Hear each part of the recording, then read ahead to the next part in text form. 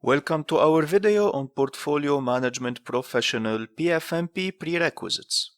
If you want to know more about Procifix, the leading PfMP and PGMP provider, you can visit our website and social channels listed below. Taking a step into gaining your Portfolio Management Professional PfMP certification will get you aboard the rapid exposure growth of the credential. But like most things in life, you need to work your way into earning it. In this video, we will learn the needed background for you to embark on an amazing PfMP journey. To start with, the required professional experience needs to be acquired within the last 15 years. So, anything beyond that timeline will be disregarded. Some would argue that this is too far back. But based on the market research, this is a valid prerequisite because it keeps the credential momentum going and leverages a healthy medium-term professional background. Let us check the prerequisites needed to be covered within those 15 years. If you possess a minimum of 4-year degree such as a bachelor's degree or its equivalent, you must have a minimum of 48 months of unique non-overlapping professional portfolio management experience and a minimum of 96 months of professional business experience. On the other hand, if you possess a secondary degree such as a high school diploma or its equivalent, you must have a minimum of 84 months of unique non-overlapping professional portfolio management experience and a minimum of 96 months of professional business experience. Pay attention. Professional certifications do not count as educational degrees.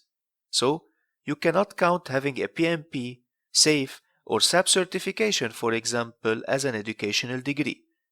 And your educational degree does not follow the 15-year timeline. You could have acquired your degree 20 or 30 years ago. It is important to note here that some bachelor's degrees take 3 years and not 4. Those are still counted as a 4-year degree. As for the experience, you do not need to have a title of portfolio manager to be eligible. Some experiences go over and beyond a portfolio manager's role while having an entirely different title. So, what matters is the role you have fulfilled or are still fulfilling. Assessing that role is easy because there is no unique definition to it. We will define a few basic roles and responsibilities that you should have before applying.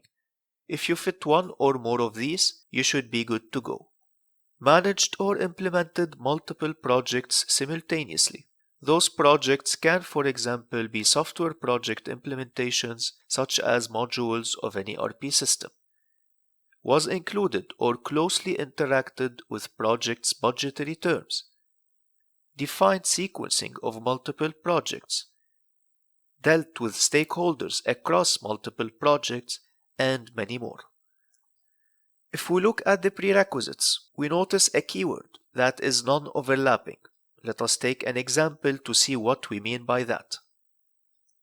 In a certain year, you were managing two portfolios. Portfolio A from January to December and Portfolio B from October to December. What we have in this case is an overlapping of 3 months, October, November, and December. So, if you want to use both portfolios as part of your professional experience, both will be counted for a combined duration of 1 year. In this case, we advise you to remove Portfolio B because it is what we call a stray portfolio in the application and will not give you any advantage if you leave it. Moving forward, you will have to keep adding portfolios until you reach the required combined non-overlapping experience. Next, we have the business experience. Business experiences are a way to balance a candidate's experience for having the minimum number of years required for the level of the certification, which is around 8 years, so that candidates do not go and jump on having their PfMP credentials without first accruing an adequate experience. When it comes to the business experience, the good thing is that it can overlap with your portfolio experience. So you could have managed Portfolio A from January to December and had a business experience as an engineering director, for example, from October to December. Both are valid to include in the application. Business experiences can include whatever is there on your LinkedIn profile. A PfMP credential does not, till date, require the candidate to be neither a PGMP nor a PMP holder, and it does not require any PDUs to be collected. Pay attention. Lying or altering your experience facts will most probably come around and bite you. A lot of applications get audited. Failing to comply with the audit rules by not sending the required documents, whether educational or professional, will result in you failing the audit and getting barred for a full year. You can learn more about the audit process in our audit video or read about it on our blog.